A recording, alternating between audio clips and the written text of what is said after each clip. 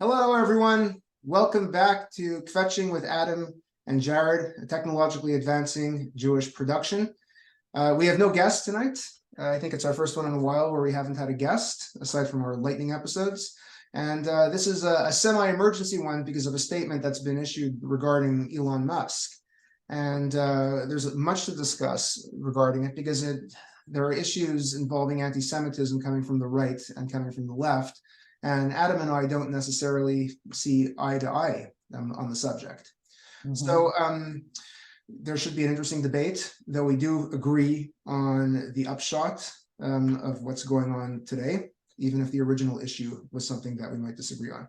So let's throw ourselves right into it, unless Adam has some introductory remarks he'd like to say. I don't, no. I just wish everybody a happy Thanksgiving. Happy Thanksgiving. Yeah. You're assuming I'm going to get this up before Thanksgiving, which I will. I'll get it up before Thanksgiving. So happy Thanksgiving. Make sure you tell all your friends over the dinner table to watch our podcast. Right, yeah. Okay, well, the issue at hand, just to put it bluntly, as our opening portion, but it'll go deeper into other stuff, is the question of Elon Musk and his complicity in propagating anti-Semitism on X, the website formerly known as Twitter. Elon Musk has, to my knowledge, and I admit I haven't been following this very closely. I think Adam's been following it a bit more closely than has. He's very much for freedom of speech in a way that Facebook isn't. Facebook censors a lot more. And he claims, at least, that he'll allow people to say anything on his platform, and that would have to include hate speech. In fact, his whole purpose for buying Twitter in the first place was to make it a free speech platform. At least that's what he says. And I think I believe it because there really wasn't much in it for him in terms of his business interests to buy it. I think he legitimately sees himself as a social pioneer and really believed that it was necessary to get one of these big platforms as a free speech platform. And I think he's sincere on that.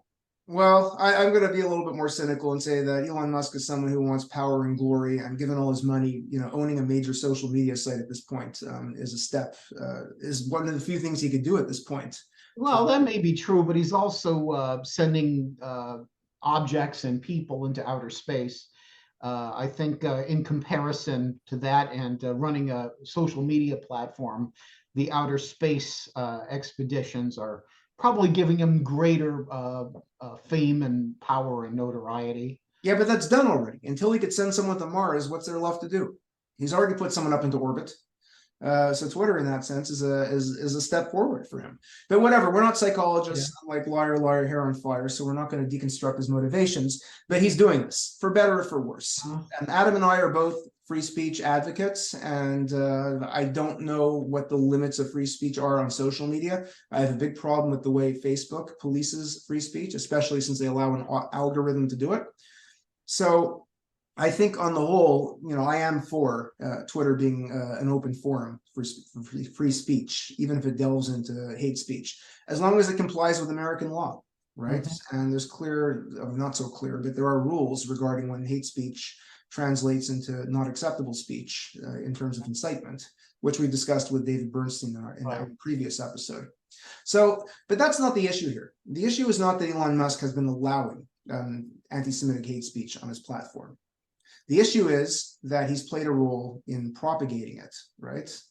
He's hit like on it on multiple occasions, and he's retweeted, and occasionally he's responded with a voice of agreement, with a voice of affirmation, implying that he actually agrees with the anti-Semitic tweet in question. And this has been going on for a very long time. Well, it's been going on since the Anti-Defamation League accused him of running an anti-Semitic platform. And he ended up turning around and starting a lawsuit against the ADL. I don't know where that's at now, but I don't think he was doing this participation in these tweets before the ADL came down on him. Do you know? I have no idea. I haven't been following it closely enough. But I clearly the ADL got alarmed, and I'm assuming that the ADL saw him hitting like on these tweets and responding. I wouldn't necessarily assume that, but okay. But he clearly has been doing that. Whether if he's trying to respond to the ADL, I mean, yeah, a number of his attacks. There was this so-called "Drop the ADL" campaign launched by people on the right, which I should point out was preceded by a "Ban the ADL." Sorry, he wanted to ban the ADL, right? That's what the right-wing movement was. The previous left-wing one from a couple of years ago was "Drop the ADL," but the essence was the same. They were blaming the ADL for all sorts of nefarious things. The left was using left-wing anti-Semitic tropes, and the right was using right-wing anti-Semitic. I think that what a lot of what's going on now, though, is he seems to be associating the ADL with the American Jewish establishment. And so when he's speaking in terms of the Jewish communities, he's talking primarily about the ADL. Yeah, which of course is a problem because it's conflating an institution with an entire people. It would be like us going on here and saying Hamas is the Palestinian people, period, right? Without leaving any room for, for nuance. But that's what the left did as well. And JVP's Deadly Exchange campaign, they actually suggested the ADL was one of the key players. They revised their video, but in their original video, they made it clear that ADL was the shadowy organization, ADL and Birthright. They were the shadowy organizations recruiting police forces to go get trained over in Israel so they could come back and murder Black people. So, but it's natural that Elon Musk and the ADL would be clashing as much as they are, because the ADL, frankly, is not interested in free speech, and Elon Musk sincerely seems to be an advocate for free speech. Yeah, but the ADL is concerned about hate speech. Yeah, well, they are an organization that polices hate speech. So they don't necessarily. The name of the organization in and of itself, Anti-Defamation League, you need speech in order to defame. So they're not for free speech. Yeah. So this is how has been going on. And again, it's a very tricky thing here, right? I mean, at what point does free speech become a problem? So this has been going on for some time. And because of it, back in late September, a statement was issued. The author was Elad Nehorai. I will pull up his website shortly. And he is known, here, let me pull him up right now. I'm going to turn on screen share. As soon as I find the screen share button, which has disappeared. Oh yeah, here it is. Okay, screen share.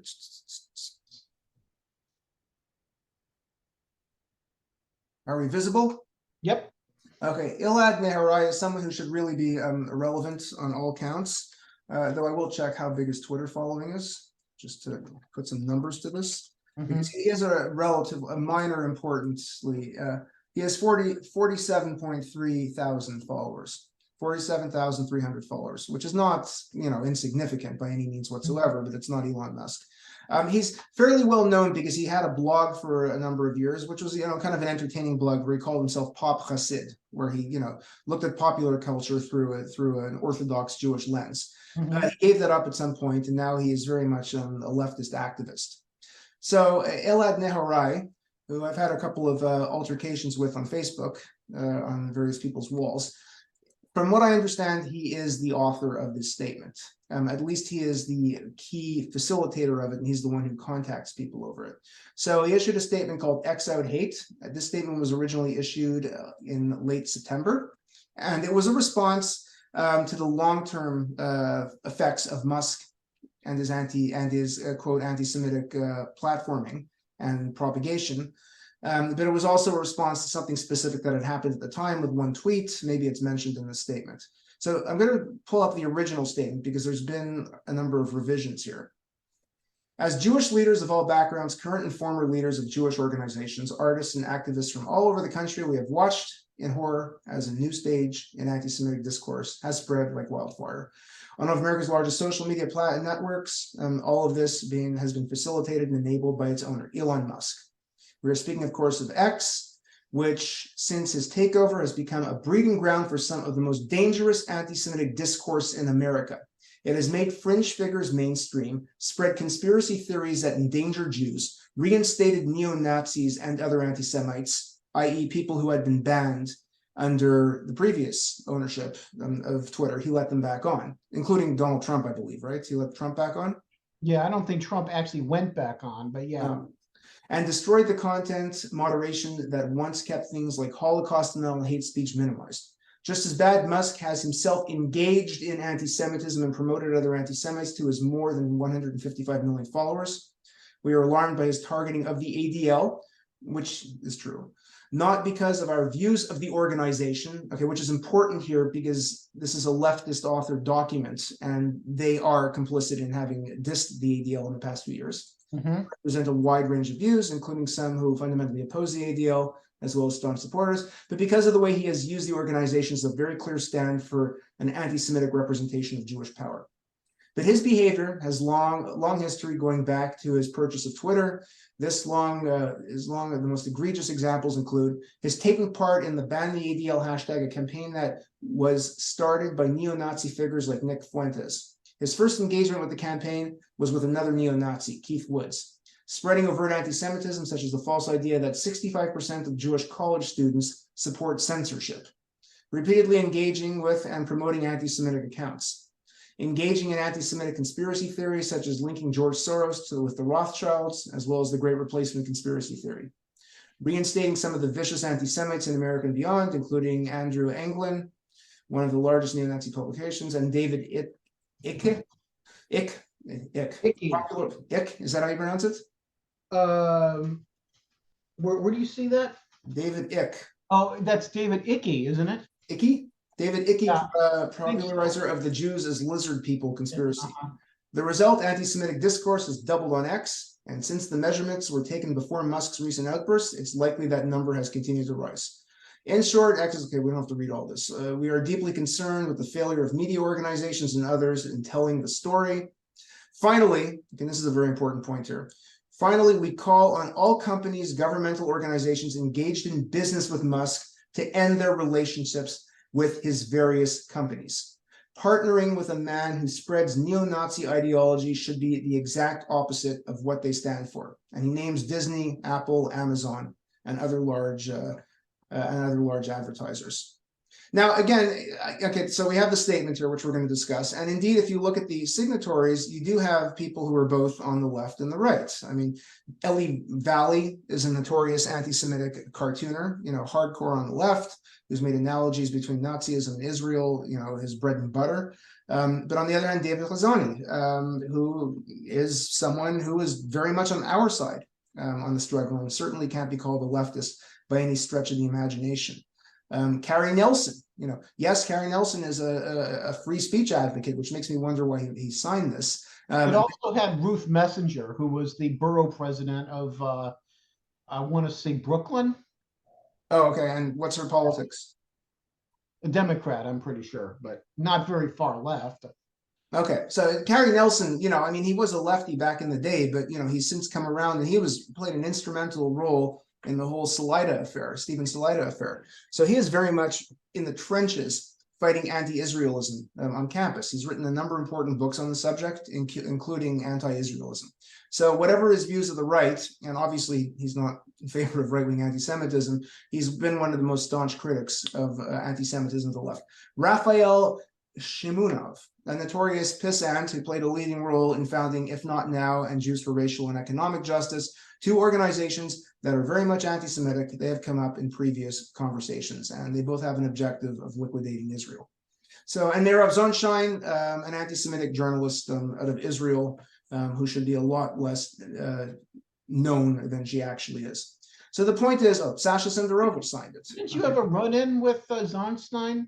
I did. I'd rather not get into it right now, but yes, there was a run-in with her, and I have since kept my distance from that person. Shaul Magid, of course, signed it, right? Okay, he's a lefty who condemns anti-Semitism. My friend Malcolm Foyer signed it.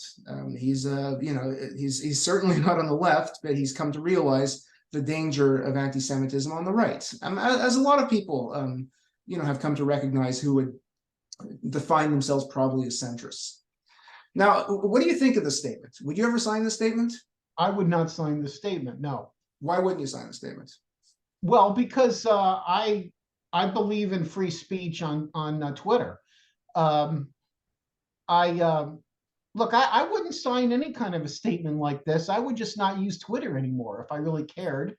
In fact, I dropped Twitter before Elon Musk purchased it. I deleted my account because I was sick and tired of seeing people I know who are experts in their fields being banned from speaking their expertise on Twitter because it didn't conform with the powers that be and their narrative on Twitter. The only And they reason, tended to be people on the right? That's what Twitter was well, they doing? generally speaking were. I mean, there might have been people on the left like that too, but they were mostly people on the right that this has happened to. So I deleted my account. That is how I choose to protest by my own consumer habits. If I don't like the company, I won't do business with them anymore. Now, when Elon Musk bought Twitter, I and many people saw this as like the Berlin Wall coming down. Finally, we have the end of censorship on Twitter. So I got back on, as did a lot of other people. Now, am I happy about everything that Elon Musk is allowing on Twitter? Well, I wouldn't say I'm happy about the content, but I'm fine if it's permitted.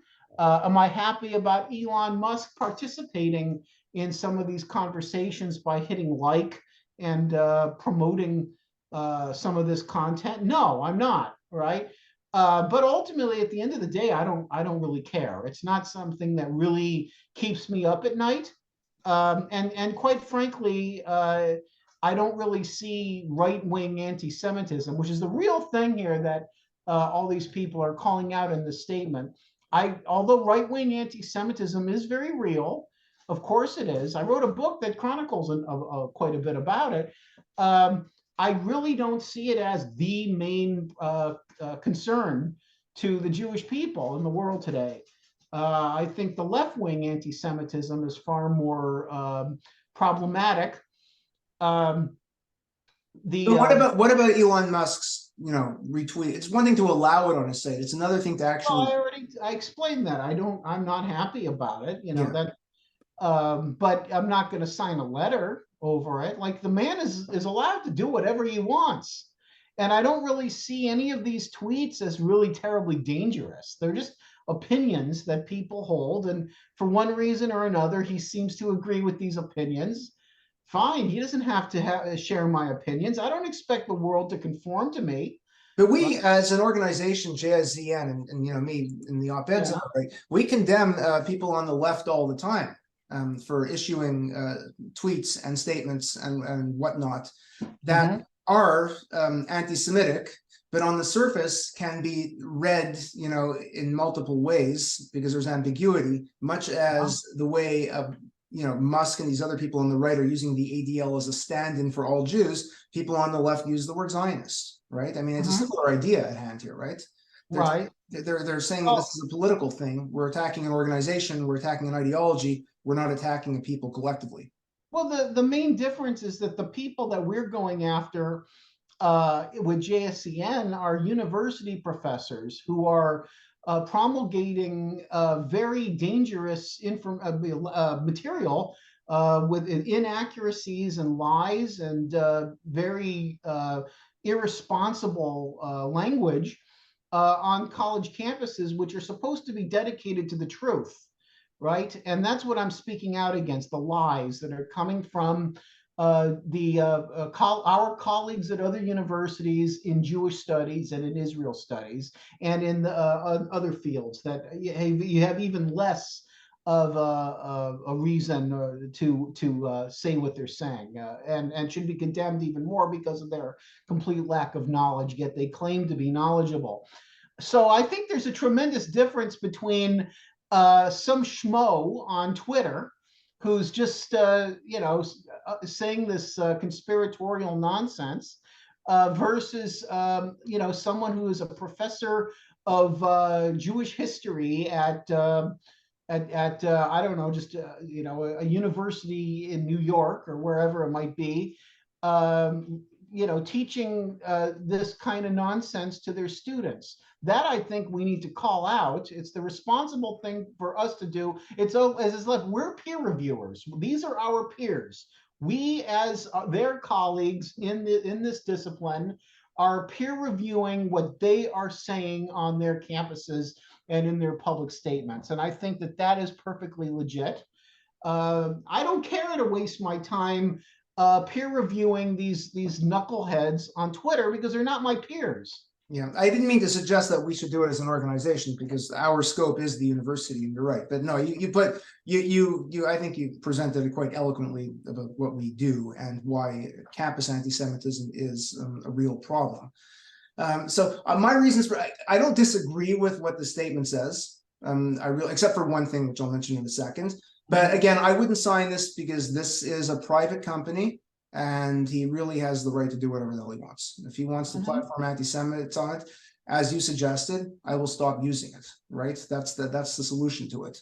I'm not going to, demand that companies boycott it and stuff. Now, here's the real problem, though, with this original statement here. When we call on all companies to stop doing business with them, why should those people stop using Twitter and stop funding and advertising and whatnot?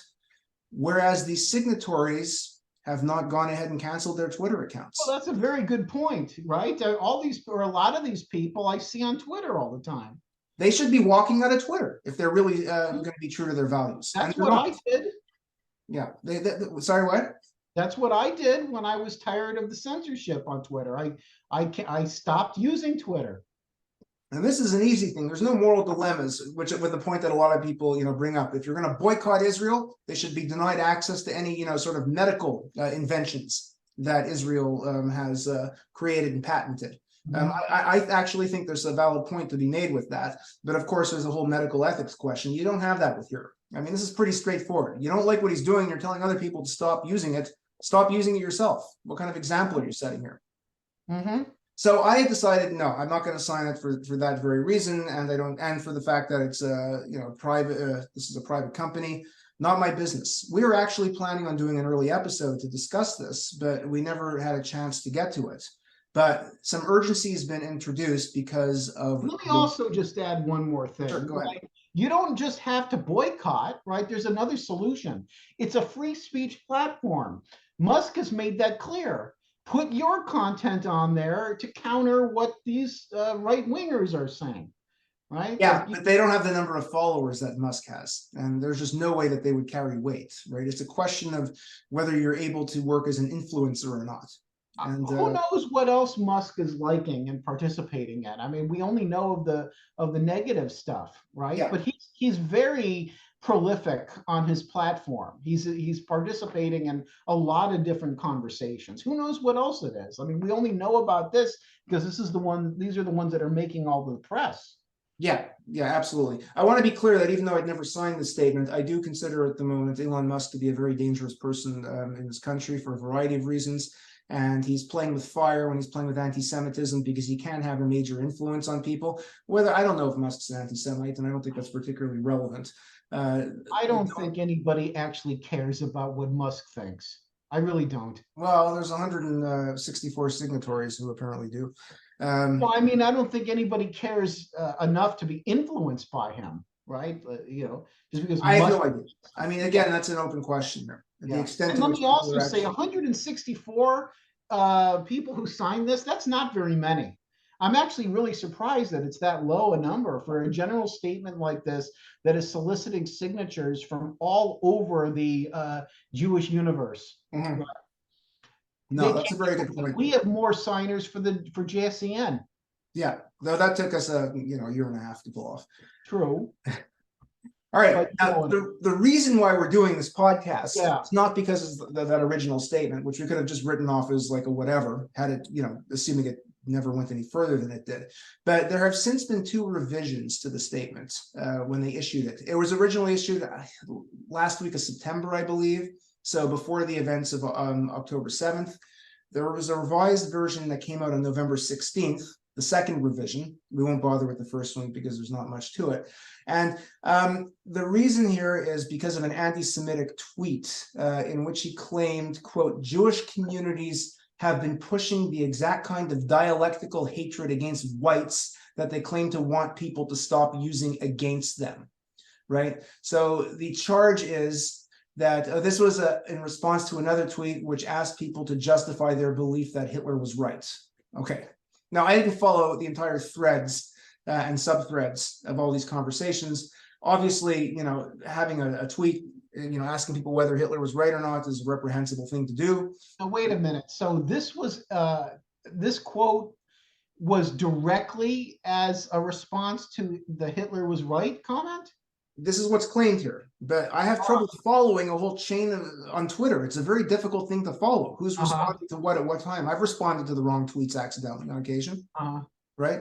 But the question that, okay, obviously Musk never said Hitler was right. There would have been a lot more press if that actually happened. His blame here, he's essentially saying here that Jewish communities are, replete with contempt for the left, meaning contempt for white people, framed with the left-wing discourse that we've been talking about, all this time. Hence is the word dialectical here, right? So he's trying to argue that the Jews, collectively speaking, are responsible for the left-wing politics that is anti-Western, anti-European, and blames really white people for the ills of society. That Jews are the forerunners and the leaders in left-wing activism. Well, he doesn't say Jews; it says Jewish communities. Yeah, and that's true. Isn't that true? Absolutely. I would hazard to guess that the number of Jews who are active in left-wing circles might be disproportionate to other groups. But there should be no surprise. There should be no surprise there. The civil rights era. I'm not trying to. A lot of the Marxist theorists were Jewish. A lot of the progressives were Jewish, right? The civil rights era. 3 out of 4 freedom riders were Jews. I mean, it's obvious that Jews will get involved in causes like this. But to suggest, and here's where it gets a little problematic, and his wording should be better than this, and he should not be singling out Jews, to be perfectly honest with you, in a tweet. The issue is that he's trying to suggest that there's something about Jews that's attracting him to this, and he's using Jewish communities in such a way to suggest that it's community of Jews, but you can't call a group of activists who are Jews a Jewish community. It would be kind of like saying, well, what is a Jewish community? Does it mean all the Orthodox people living in one particular region of New York? I don't know what the word Jewish community means in this context. I don't think that he means like the Satmars, right? Yeah, the Jewish communities are just collectives of Jews that are united around some sort of political purpose, right? The ADL is a Jewish community. JVP is a Jewish community. Well, they're organizations. I wouldn't call them communities. And I wouldn't even necessarily call Jewish activists on the left a community. I wouldn't call them a community. That's not the word I would use to describe them. Well, but it's not Musk's word, right? It's somebody else's word, and he's agreeing with this. It may not necessarily be worded perfectly for Musk's liking, right? Yeah. But I don't know what he would say if he were to word it himself. Yeah. I'm not trying to do mental gymnastics here to justify it, although there may be some people are listening to me thinking that that's what I'm doing. But I do see that there's plenty of margin for error within this quote. Now, the leap of logic in the next paragraph is absurd. The tweet he agreed with was part of an ongoing support for the great replacement conspiracy theory. Okay, that might have been part of the thread it was on. Again, I don't agree with anything Musk is saying here. I really don't. Worse, here's the big problem. I wouldn't say it either, right? I don't think there's any point in saying it. Yeah. And there's no point in pointing it out, right? But I guess there's a grain of truth to it, right? If we ever have hard data in the future in a course, and Jews were disproportionately involved in woke activism, I'll tell my students that. I've got no problem mentioning that, because obviously there's some sort of impulse in Jewish culture to get involved in certain left-wing causes. We've established that already. Again, the civil rights movement, right? There are reasons why Jews become activists, and it's part of our culture.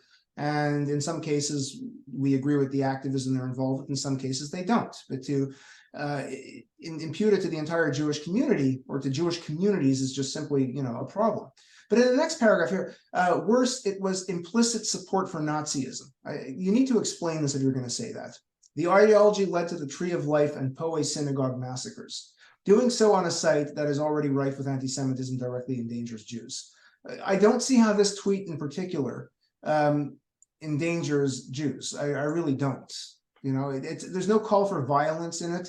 The Tree of Life massacre, his issue specifically was immigration, right? That's the one that he was coming after. Well, if Musk agreed with a tweet that Jews are responsible, you know, for flooding the nation with illegal immigrants, then okay, maybe you can make a connection like that. But this is just too much of a leap of logic. Again, I'm not suggesting that there aren't people who are reading it this way. There might very well be people who are reading this way, much as there are people who read Trump's questionable remarks about Jews in certain ways. There was a sort of wink to neo-Nazis going on with a lot that he says, much as Tucker Carlson's globalism Soros, in my opinion, is a wink to neo-Nazis, whereas the average viewer might not necessarily take that away. Now, the bigger issue, though, is this, okay? And it's this paragraph over here. We and many others, and this was issued in November, just a few weeks ago, or a few days ago, we and many others have already documented the massive rise of anti-Semitism and Islamophobia that occurred since Musk took over the platform. Okay, and here's the problematic part, and has since risen exponentially after the October 7th Hamas attacks and ensuing war in Gaza. This has correlated with the real-world incidents spreading around the country, from vandalism to violence. Okay, this paragraph, you know, I mean, they're not saying it outright in 6 words, which they could have, is suggesting that this massive uptick in anti-Semitic harassment and violence, including synagogue bombings in the city of Montreal and in other places, including students getting harassed and sometimes physically assaulted on campus, on students having their peaceful gatherings disrupted with people shouting, Palestine will be free from the river to the sea, the Intifada forever, it's the only way for liberation. They are suggesting that Musk is responsible for that. You know, I just saw the cartoon, this meme that's going around. It says, people who believe that correlation is causation always end up dead. Right? That's you know, basically the what's going on here. They're correlating 2 different things and putting them together and suggesting that there's a cause. Okay, fine. There's been an increase in anti-Semitic rhetoric on Twitter or X, whatever you want to call it now. And there's been an increase in anti-Semitic incidents since October 7th, right? But one does not necessarily mean that it's led to the other. I think that October 7th and the left-wing response has a lot more to do with the anti-Semitic incidents that have occurred than anything that's going on Twitter. And it's a direct response to Israel's, you know, quote, invasion of Gaza. I mean, this is what it's about. It's about Zionism and its alleged destruction of its alleged genocide against the Palestinian people. This has nothing to do with Musk.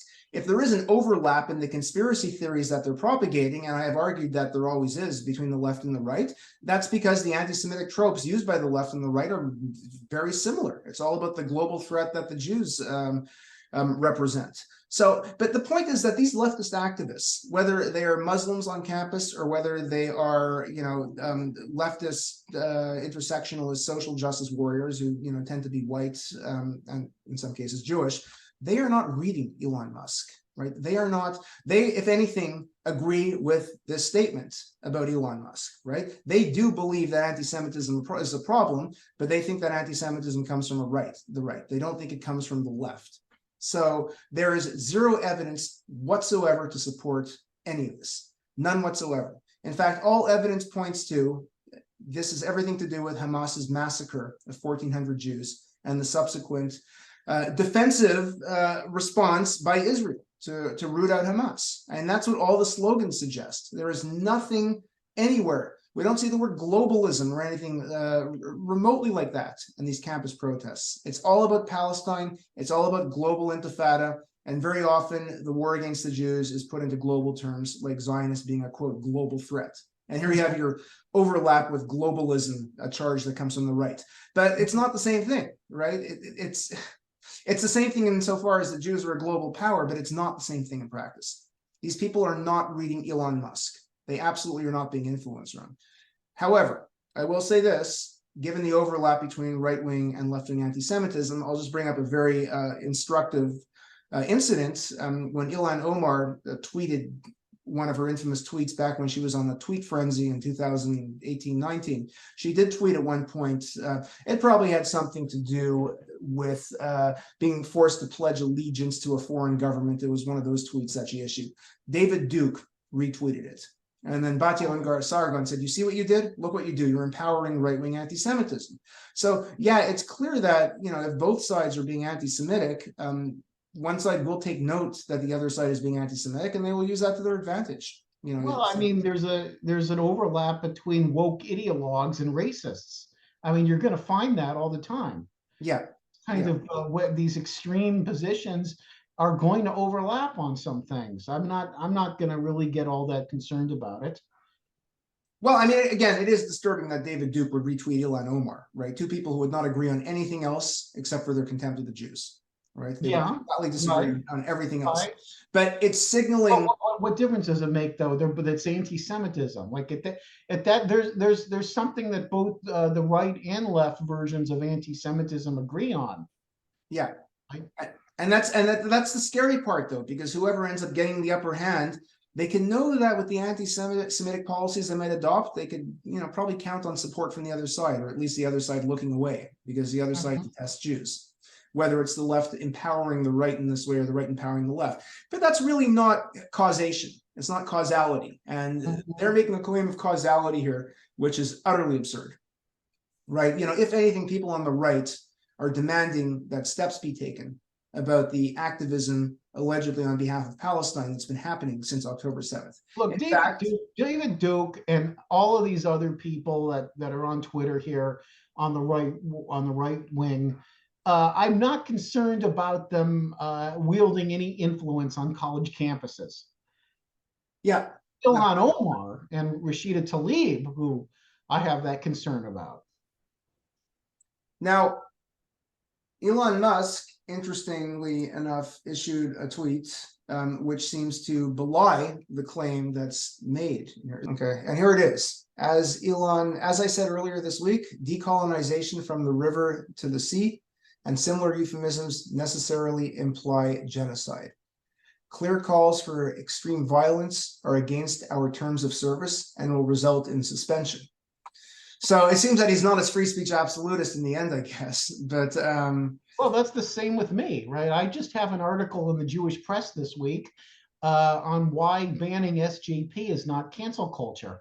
I'm mostly a free speech absolutist, but the limit is you can't call for terrorism or violence on people, which from the river to the sea is.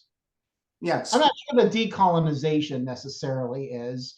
You could decolonize without violence, but from the river to the sea, historically has meant that we're gonna eradicate the Jews from Israel, from the Jordan River to the Mediterranean Sea. I wrote an op-ed on the subject, and I looked into a little bit of the genealogy. It comes from the PLO, hey, let's sit down and chat with the Israelis, and it's used by Hamas. It's actually almost verbatim in Hamas's revised charter of 2017, which, while it claims that, well, maybe we'll accept a state within the 1967 boundaries, it also says we'll never recognize Israel. We're going to achieve our state through violence, and the fight will continue forever.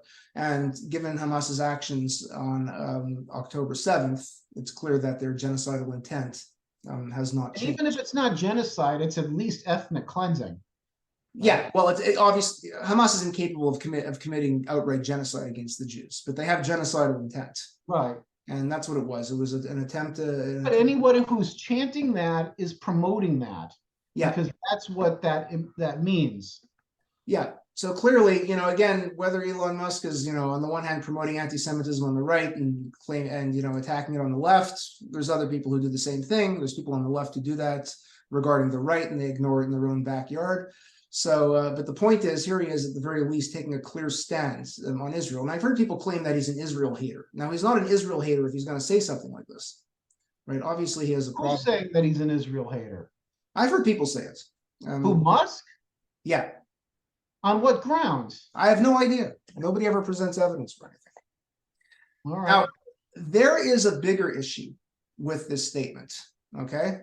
Now, the main issue with the revised version here is that it's blaming the post-October 7th violence on Elon Musk, which is an entirely different elephant than what was in the original statement. Okay, it's making claims about the left in this country because they don't want to blame themselves, right? They want to blame someone else. Yeah. Or they want to blame the right. They want to blame the political right for what is clearly left-wing activism. They have no grip on reality. Now, the problem here is, and this is a big problem, and I did my investigation today. I've spoken to 3 different people who I won't name, because again, I looked at the signatures and I looked at some of the people on, okay, obviously Eli Valley and Ben Lorber and Shaul Magid and Sasha the Twerp would sign something like this, but Carrie Nelson, no. Absolutely would not. Would David Hazoni? Absolutely not. Would Menachem Feuer? Absolutely not.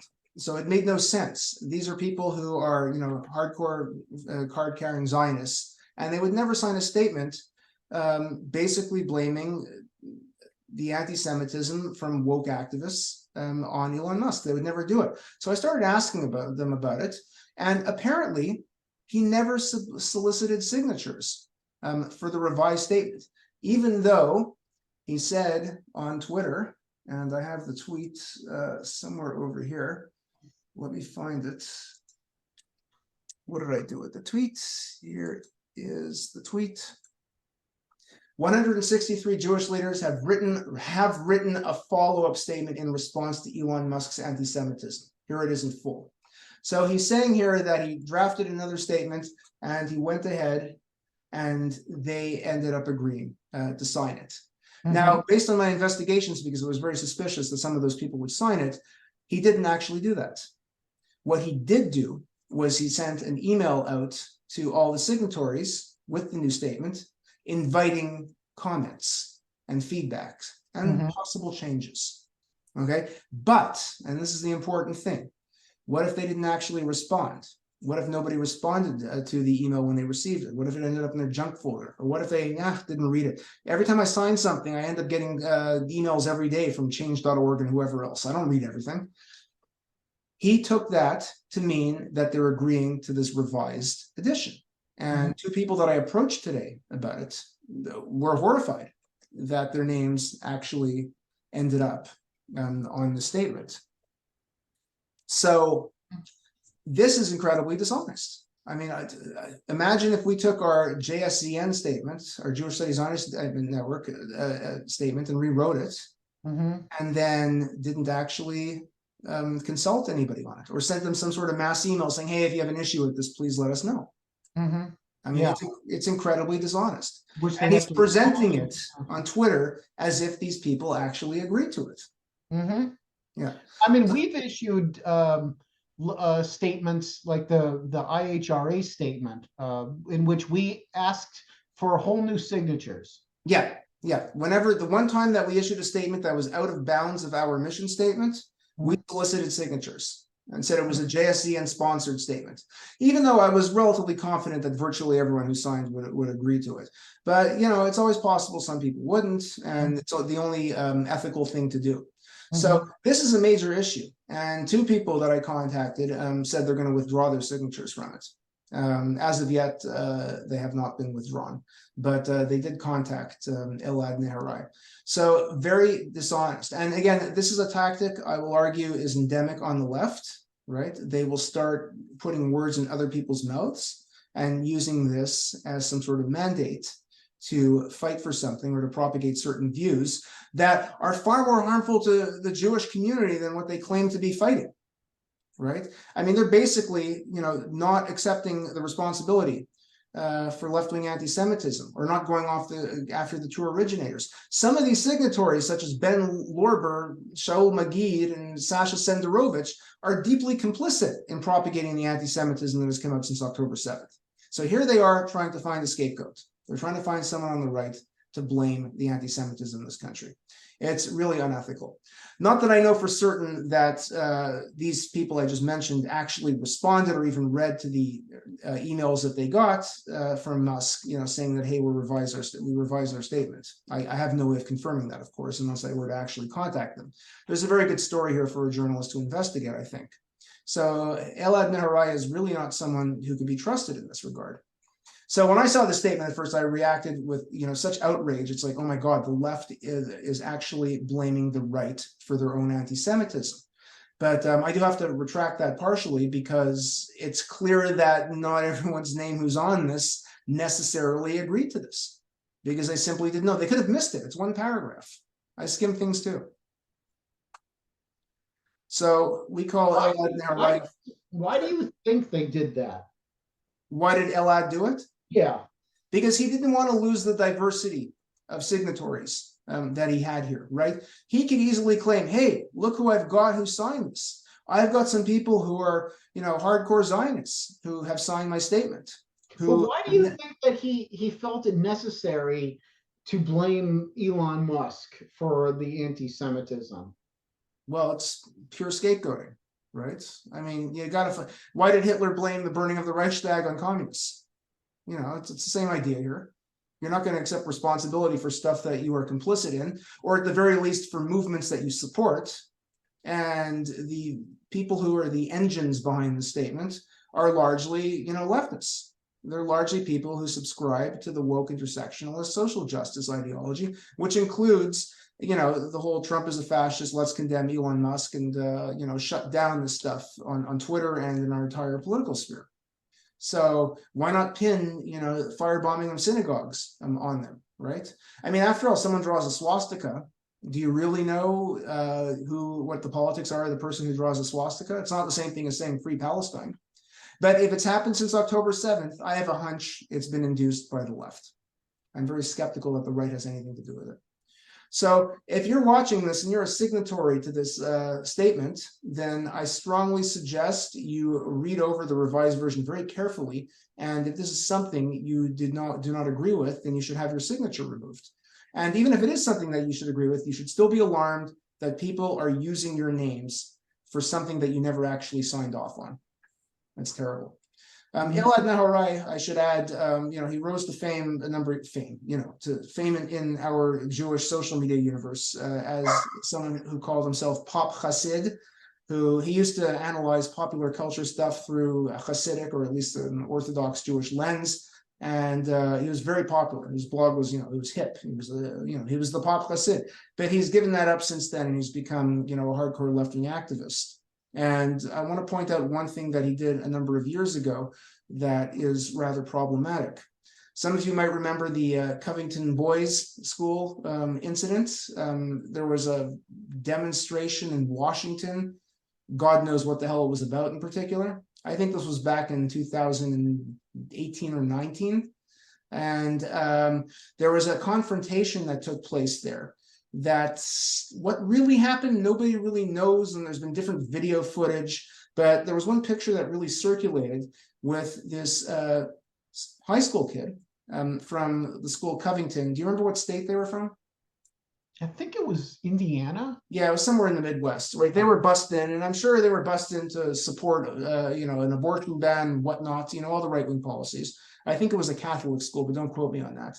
And the pictures that were released suggested that they confronted a peaceful Native American who was there just, chanting and stuff, right? And this was the picture that made the rounds. Let's just say, first and foremost, that to do this to a high school student is really unethical, right? It's one thing if they're, college students and they put themselves out there, but these are high school kids. Their politics are really none of their business, especially if it's a popular demonstration here.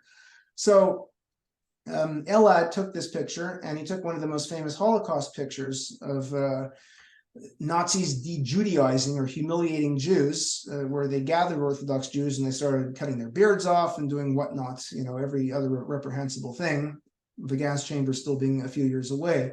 And, that image captures the smirk on this Nazi's face, which, yes, looks like the smirk on the face of this particular kid. So to actually take a high school kid who is, conservative, that's all we really know about him, conservative politics, who was on a school trip, and who would turn down a free trip to Washington anyway?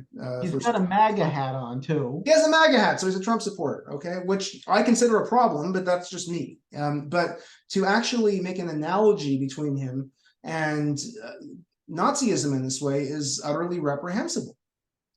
And we got more video footage later on, and the video footage suggested no, there were a lot more complicated things going on. For one, the Native Americans seemed to have been approaching the boys; they didn't go up to him.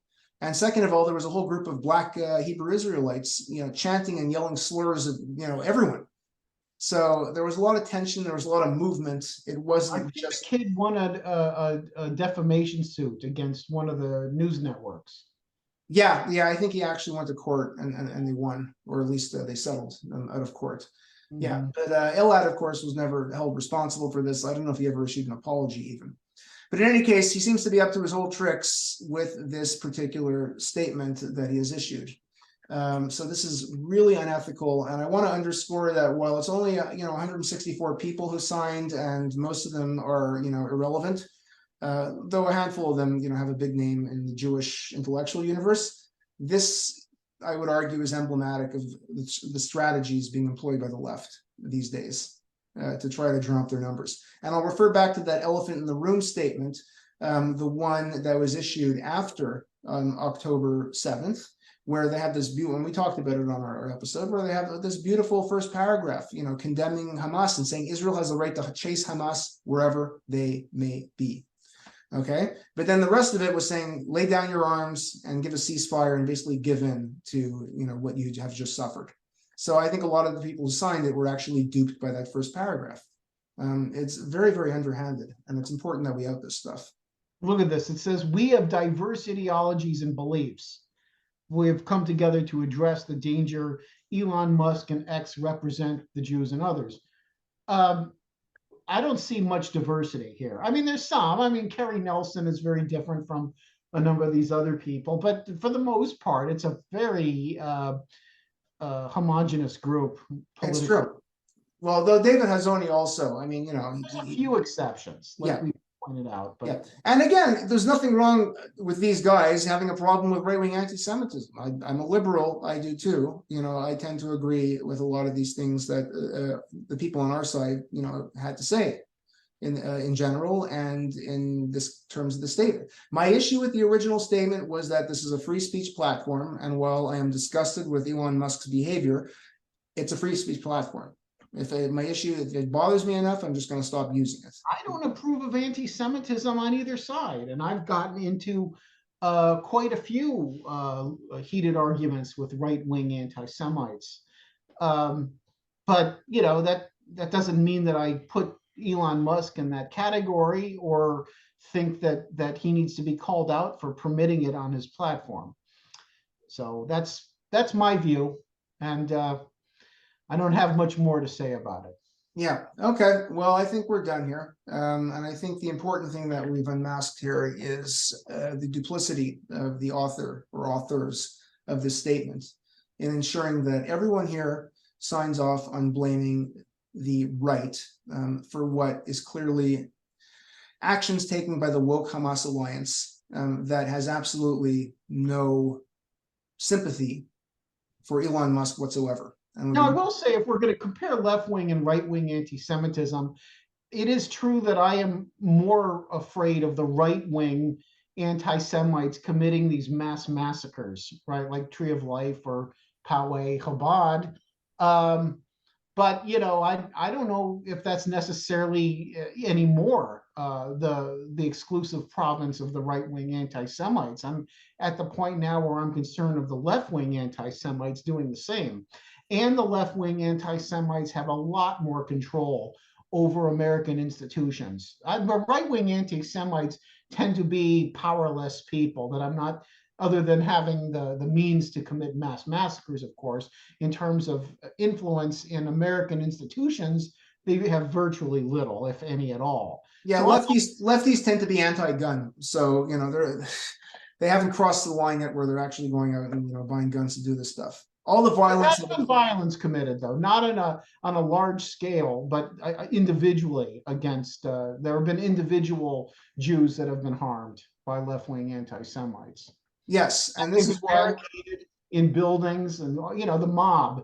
They have the mob. They don't need guns. They have the mob. Yeah, but this is why, since they don't have guns, I am telling people who do actually listen to me, which I think the numbers may be in a few hundred people, that this is the time to fight back. We're at a stage here where they're clearly committing violence, but they're not armed. They don't have weapons. You want to stand up and fight back, you stand up and fight back now by whatever means necessary. I'm not condoning the use of preemptive violence here. I'm talking about purely defensive violence against people who are harassing you and attacking you. If the authorities, turn to the authorities first, but if they don't actually follow suit, then you have to do what's necessary here. And we can't, we're not in a, this is not the Nazi Germany, that stupid trope that, hey, if only the Jews in Germany had guns, the Holocaust would have been prevented, which is one of the most asinine things I've ever heard in my life. Even if everyone in that 1% of the population had a gun, they weren't going to stop the Nazis. It's mathematically impossible. But the left doesn't control the government yet, the federal government, and they are still not armed in any meaningful manner. So, the day the left actually goes and shoots up a building, we are going to have a real problem on our hands. A real problem. Not that there isn't a problem now, but it's a problem where people can still step up and do something about it. So that's it for me. You got any final words? No, just have a good Thanksgiving, and I hope that everybody enjoys their Black Friday deals.